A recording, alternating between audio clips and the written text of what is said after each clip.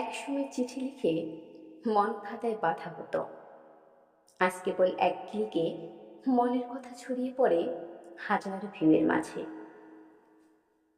একসময় যাকে ছুটে যাওয়ার জন্য পাড়ি দিতে হতো পথের পর পথ, আজ তার প্রোফাইল ঢুকে জানা যায় সে কি খায়, কি পড়ে, কোথায় ঘুরে, কি ভাবে।